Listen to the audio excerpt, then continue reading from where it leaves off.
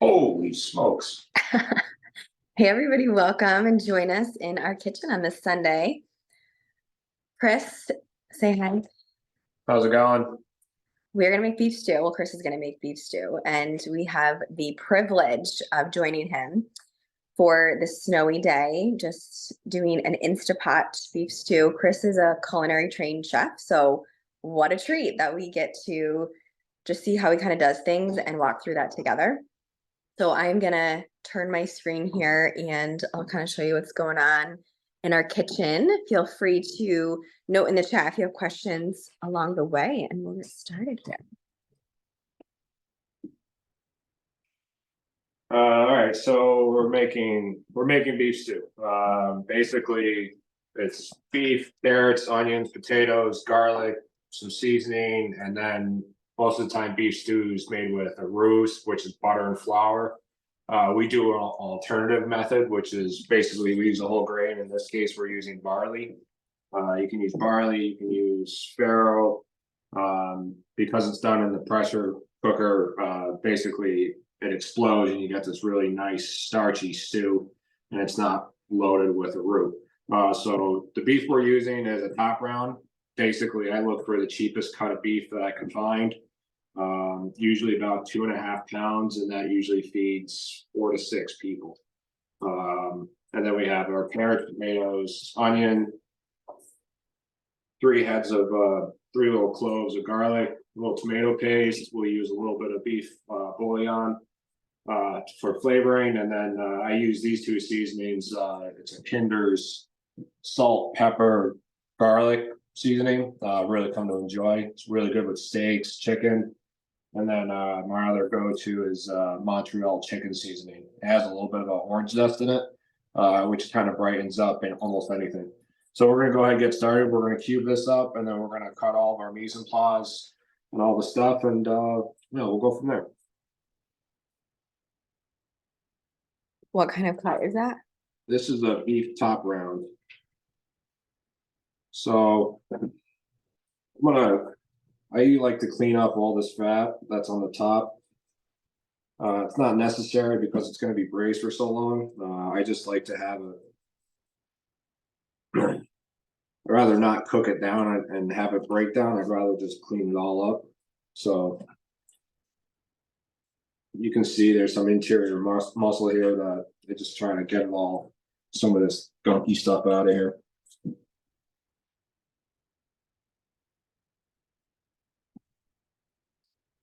And then there's what we call silver skin inside the muscle, which is this piece right here.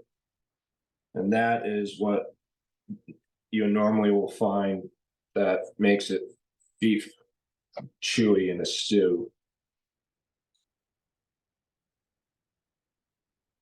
I'll cut that out, and you can clearly see it right here, where there's red protein, and then they call it silver skin because it literally looks silver, and that's the chewy stuff.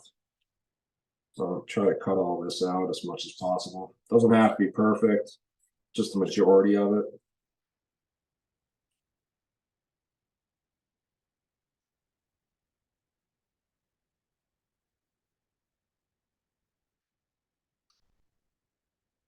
And we're cubing it up anyways, so it doesn't matter how much you really hack it up.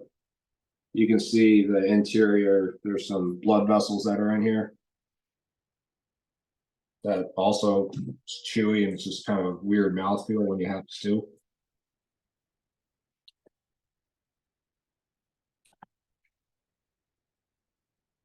Okay, so you can see I cleaned up the majority of this. There's a little bit of that silver skin that I talked about again right here.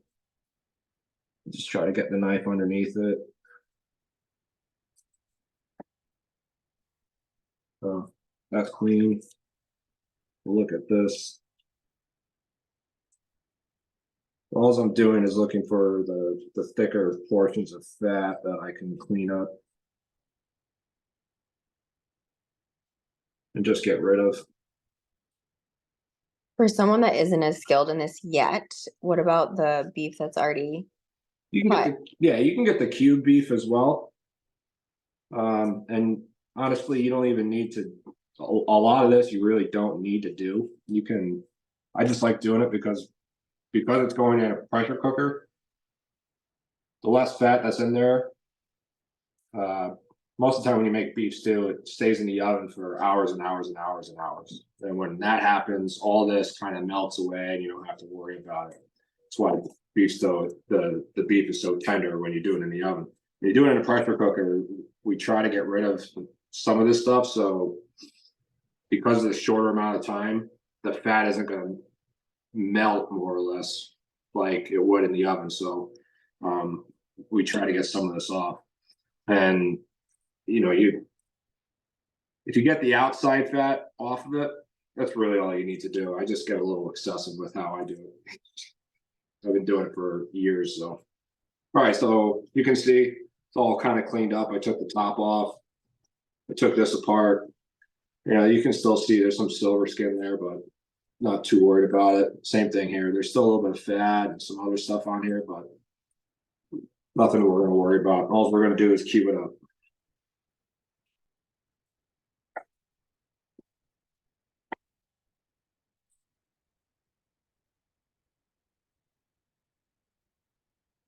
Try usually like 1/2 inch by 1/2 inch cubes, or bite size that you can very easily get inside your mouth.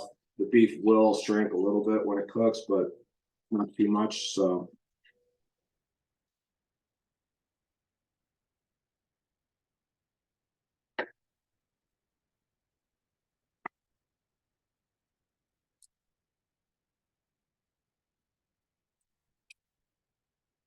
there we go.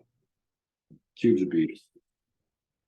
The first thing I like to do is use this Kinder's. It's right on the cutting board. What's in it again? Kinder's. So it is salt, dehydrated garlic, black pepper, garlic oil. So pretty straightforward. Yeah, it's a pretty straightforward company. They make some really good stuff, and you can see again.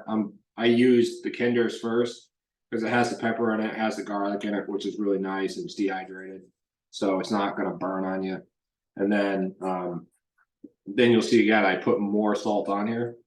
At this point, we're trying to season our beef, and when you add salt, it's gonna dry your beef out so you can get a really good sear. Speaking of real good sear, so when I first started, before I did this, I started heating up a cast iron skillet. So what we're gonna do is we're gonna sear all this off, and then we're gonna cut our vegetables. We're gonna throw the vegetables inside the Instapot. We'll saute the vegetables in the Instapot. We'll add some tomato paste to that, and then we'll add the seared beef to the Instapot. We'll add a little bit of water, beef bouillon, some barley, and then we'll just let it cook. Thanks for walking us through that. So you're gonna sear the beef first because So what we'll do is I'll sear the beef, and I'll just leave the beef. I'll leave the beef in the cast iron. I'm not gonna. Once it gets seared, I'm just gonna leave it there, and then we'll cut the vegetables. Sometimes I'll cut the vegetables first, and I'll start cooking the vegetables, and then I'll sear the beef. I just did it the other way around this time. It doesn't really make a difference. It's just a day here, so we're just hanging out and having fun.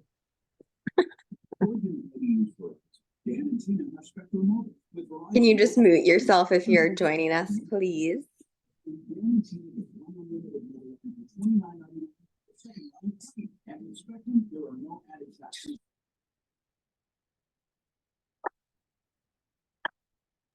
So George and Heidi, what do you think? This is excellent. Get one unlimited line for $29.99 and get your next line free. Call Slicker, visit a Spectrum store today. Let's see. What's this?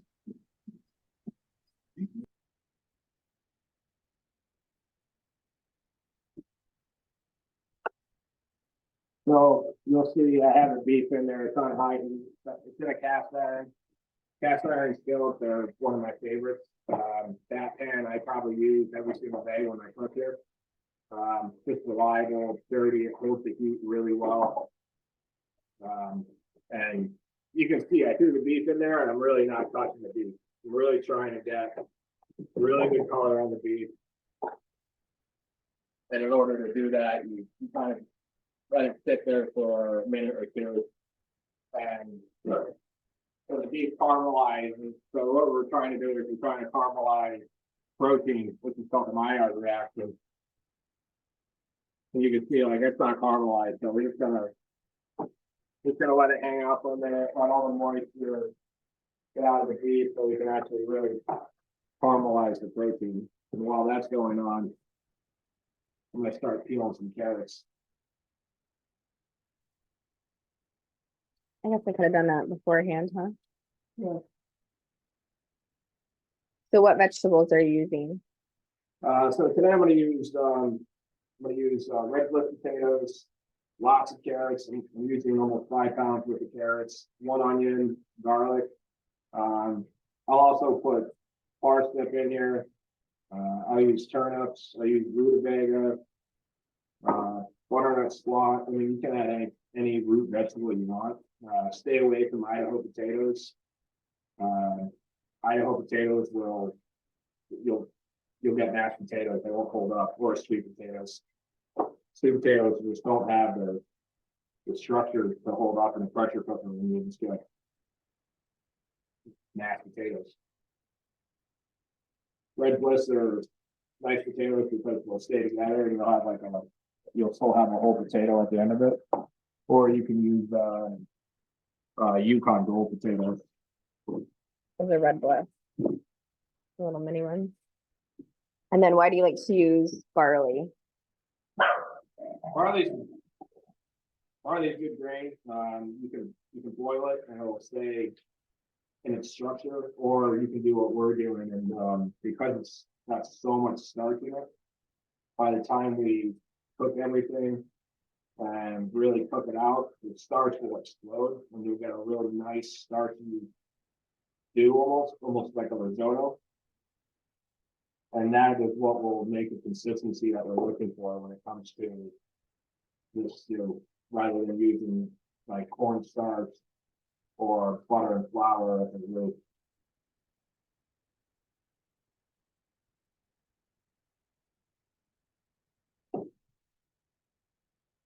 Well, secret when you're doing carrots, you do carrots rather than doing it over the garbage can. If you use all the carrots in the bag, put the bag on the cutting board, peel right onto the bag, and then at the end you pick the whole thing up, all the peelings go with it.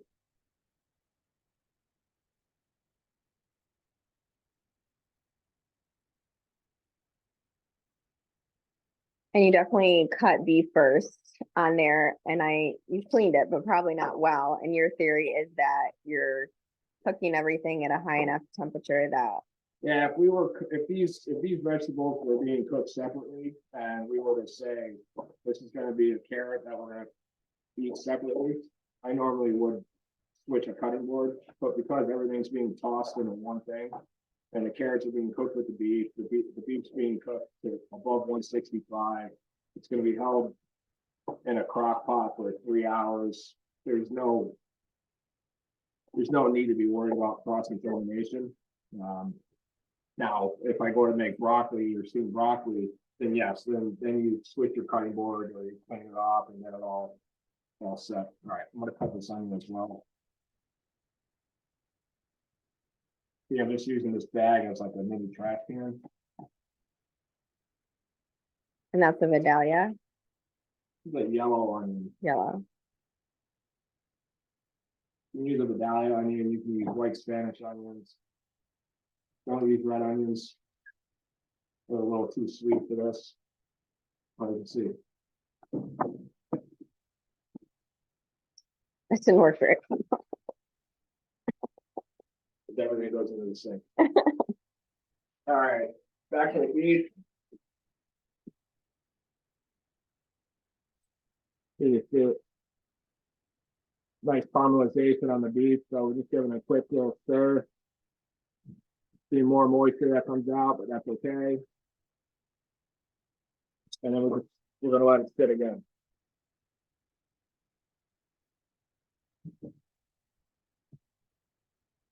Alright, so. Garlic. Garlic cloves, turn on the side and you turn your knife, give it a little pop. Then you'll see the whole entire cover of the garlic will come right off. At the bottom. And this one just exploded, so.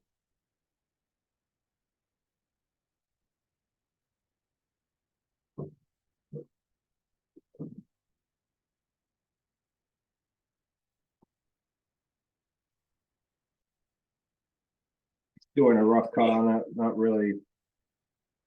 And then we're gonna cut onion.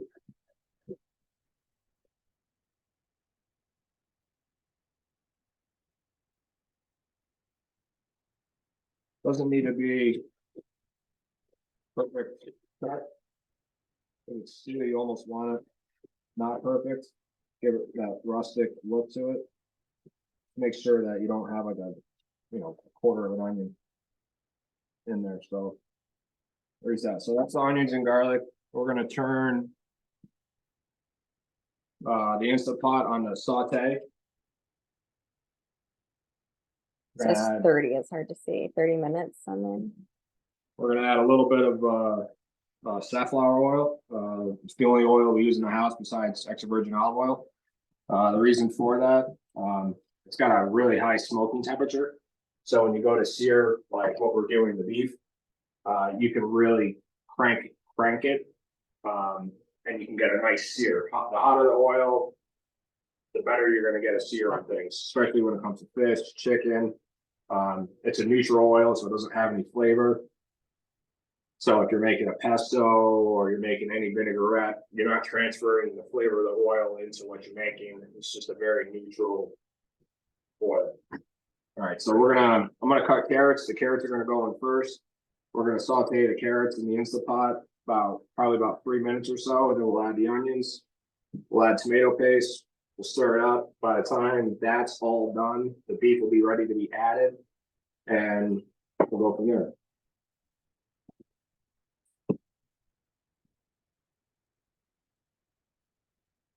Fun fact about his sweatshirt with Druthers.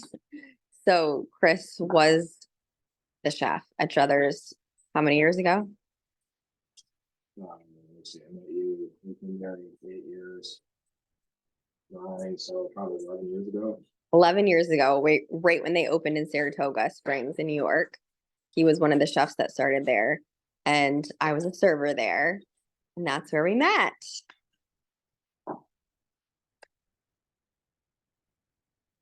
Once again with the carrots, you can see I'm really kind of like cruising through these. Mind you, I've been holding a knife in my hand and cutting stuff for over 20 years. But it's kind of the same. The more you use a knife, the more you'll feel better with it. But with the carrots, there's no real cut. We're just trying to keep them somewhat of the same size. And you can kind of see them keeping them within, you got a couple big ones and you got a couple small ones, but it's stew, it's rustic, it's not meant to be perfect. It's kind of the beauty of it. You can kind of cut fast and not have to worry about it being perfect. It's not part of the plate presentation. Which is important to you. Which is important, yeah, it's important to me, but with stew, it's like almost like goulash. You can just throw it in there and call it a day. So I just turned the beef off. We got the nice color on this beef, and that's where we want it. And I'm just gonna let it chill there until we're ready to use it.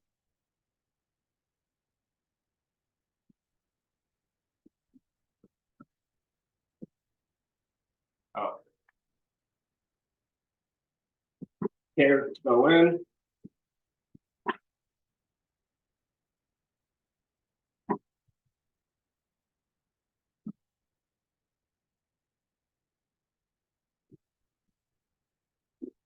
Got a lot of wooden spoon. I'm a sucker for high temp on the spatula. A little pinch of salt. So when you make stew, what you want to do is we'll cook the carrots, you add salt. We'll do onions, we'll add a little bit more salt. That way, by the end, you're not really adjusting the seasoning because you're seasoning as you go. And by the very end, all you have to do is try it. And the barley's going to soak up a lot of salt, and so are the potatoes. So we'll try it at the very end, and we'll have to make maybe a small pinch or two. But I mean, I have a little spoon here, and that's what I use for measuring. And each time I season, it's about that much. You can see it's probably about a teaspoon, maybe.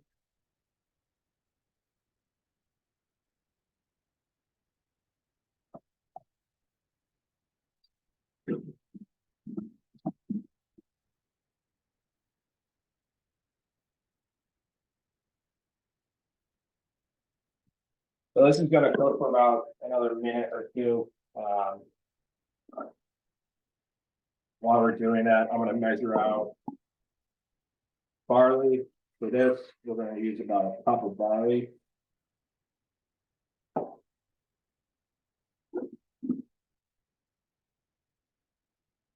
I'm actually gonna run out in the snow quickly because I have rosemary and sage in the garden, which I forgot to get. So I'm gonna do that right now.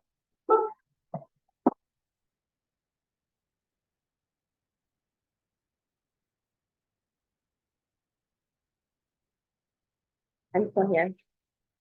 So this is so nice that you can do early in the day. So it's about 1:30 in the afternoon right now, and we're gonna have this all ready to go. We can use our afternoon to do other things and get other Sunday organization done, do some cleaning, do some organizing, and then you can have dinner ready to go. This is so nice to do with families. You can freeze this for later. You can have multiple meals with the time that you're using a little bit now, putting it together, and you have this great meal for the week.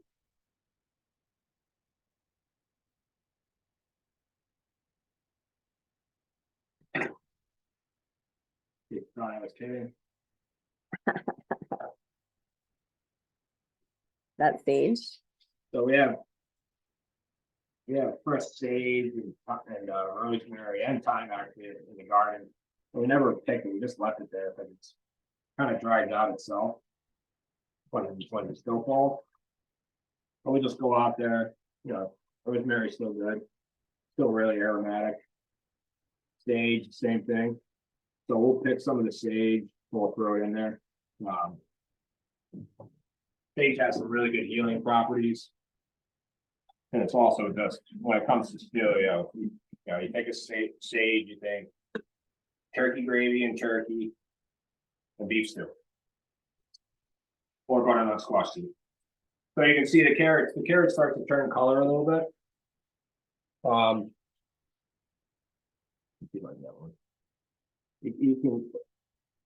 You can see they're not raw, but they're starting to get cooked, and that's what we're looking for. And you can see at the very bottom, some of the natural juices, like the oil starts to turn orange. And it's about probably 3 to 4 minutes that takes place. And once we get to this point, is when I'm gonna add onions and garlic. And we're gonna do the same thing. We're gonna add onions and garlic, and you'll see the onions will start to turn a little translucent. And once the onions turn translucent, we'll add tomato paste. And we'll make some tomato paste, we'll add the sage, the rosemary, we'll add the beef, we'll add a couple potatoes. We'll cover it up, and then we just gotta wait 2 hours. All right, so sage. Okay, sage.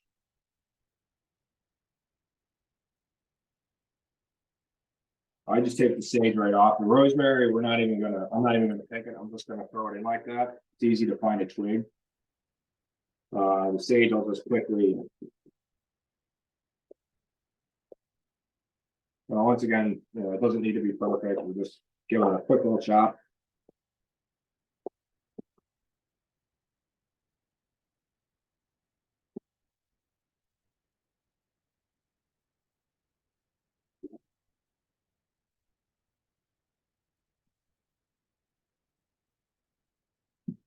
Stir this up.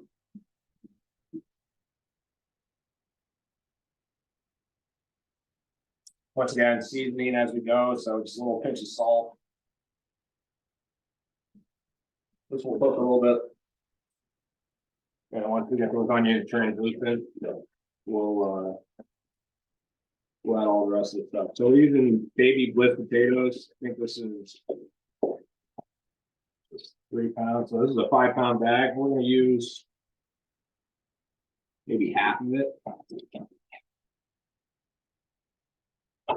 We'll use the other half later in the week. We'll make boiled potatoes or roast them with rosemary and sage again.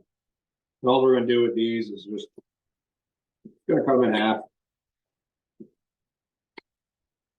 We don't want a whole potato. Once again, we're looking for bite size. Everything should be bite sized. The beef should be bite sized, the carrots, onions, everything just so you can either get it with a fork or get it on a spoon.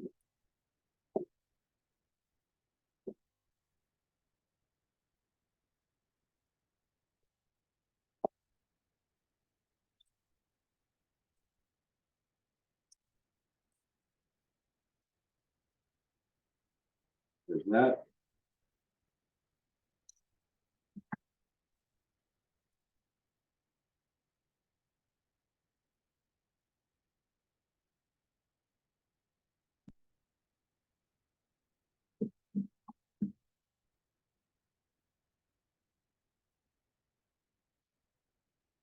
We're going to use beef bouillon.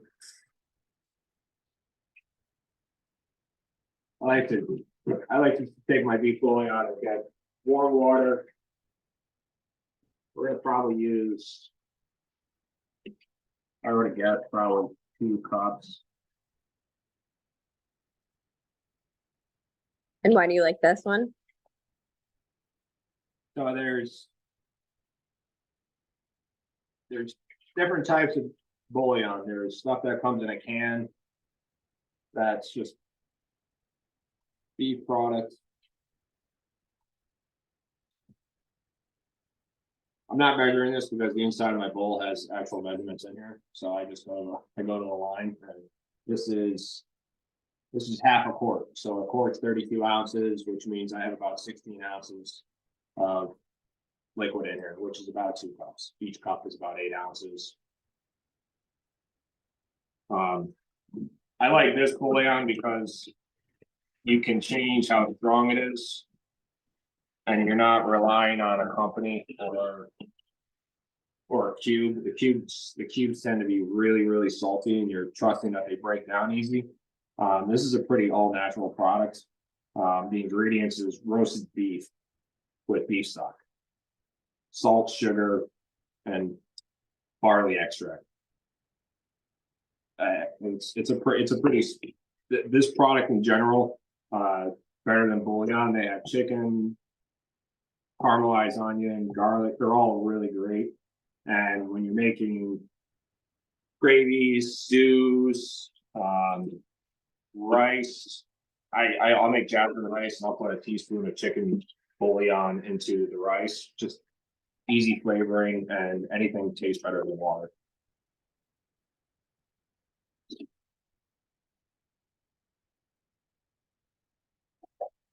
So you can see it's basically just a paste. We're gonna add probably about a tablespoon.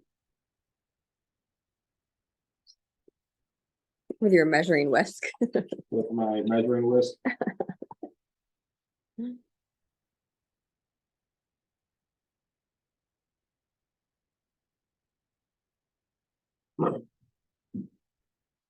Really what we'll do is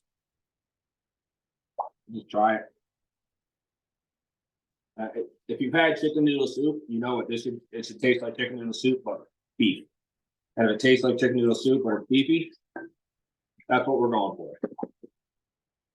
I'm actually a little bit off, so I'm gonna add this one.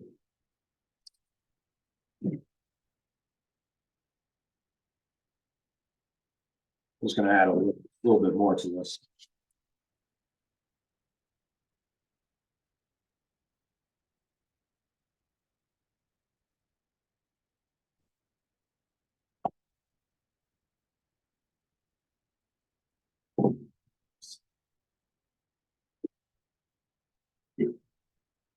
Alright, so.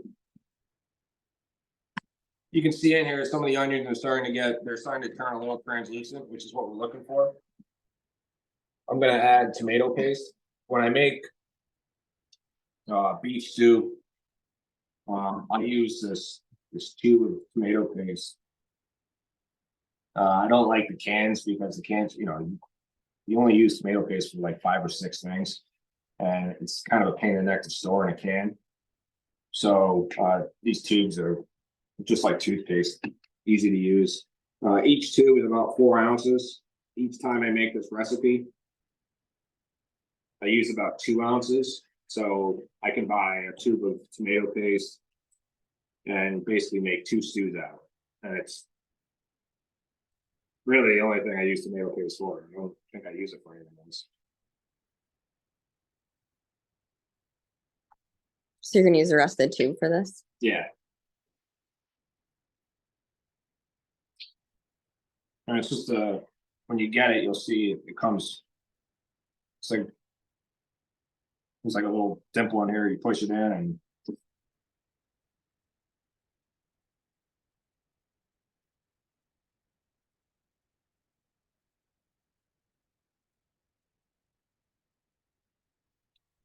oh, chopped tomato paste. You did that on purpose. Chopped tomato paste.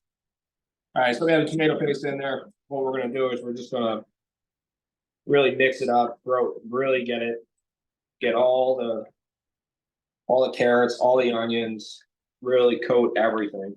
The tomato paste will do 2 things. It'll help richen the flavor profile of the beef bouillon. It'll add a little bit of a velvety, creamy texture to the barley. It helps thicken a little bit, not really, but we're really just adding flavor. Right? It's really a flavor additive that's outside of onions, garlic, and carrots.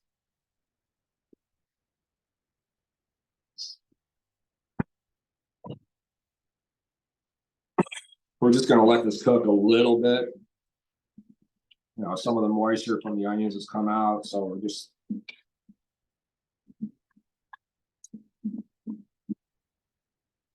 I'm gonna add potatoes.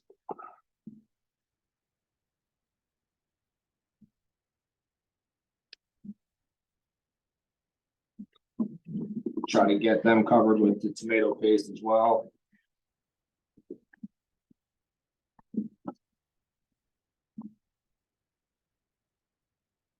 So you can also add, when you're doing the beef, you can also add tomato paste to the beef. And then add the liquid to the beef and then add everything in. I'm just choosing it to do this way, so I have everything in there. That, and I don't like getting tomato paste in my cast iron skillet because pain in the neck to clean.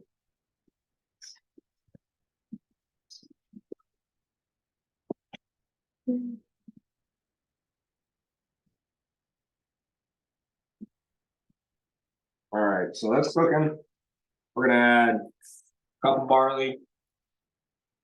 We're gonna add sage, 2 twigs of rosemary.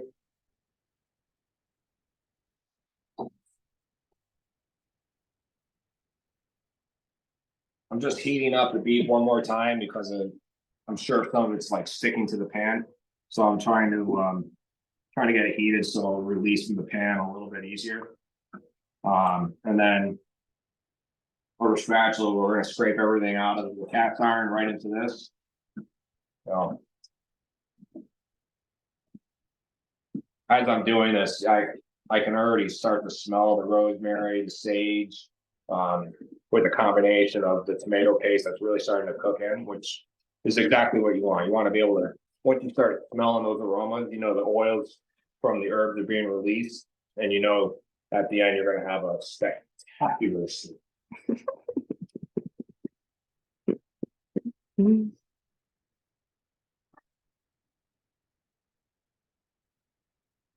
All right, so you can see some of the liquid I got in there, which is great.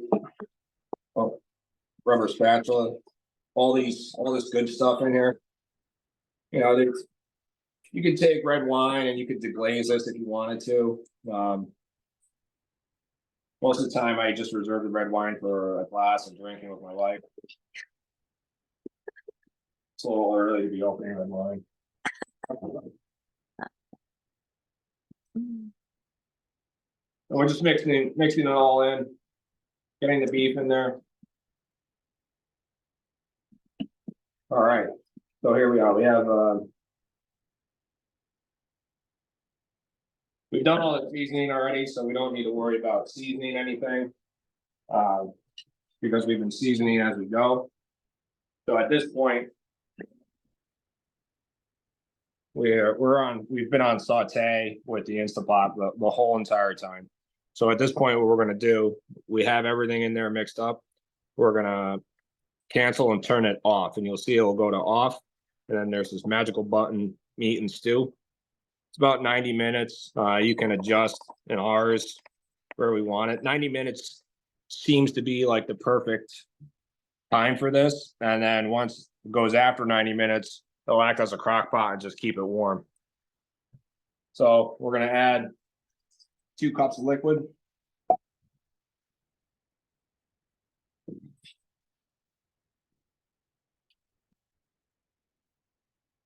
All right, when I do this, I look at where the liquid line is, and you can see it's just below everything. I'm a little uncomfortable with that, so I'm gonna add another cup of water.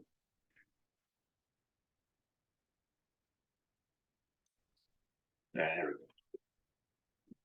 So what I'm looking for is basically almost everything being covered. There's still gonna be some water that comes out of the beef. There's gonna be a little bit of water that comes out of the onions. But the potatoes are gonna soak up water, the barley's gonna soak up water. So we really want everything to be almost covered, and you can see the liquid level I have currently. Almost everything's covered. Some of the tips of the beef are coming out, but that's okay. And at this point, all we're gonna do is we're gonna cover this bad boy up. We're gonna put it on sealing. The little pressure cooker in the back will pop up probably in the next 5 or 10 minutes. This should take about an hour, 45 minutes, and then we'll show you the results when we're done. Thank you.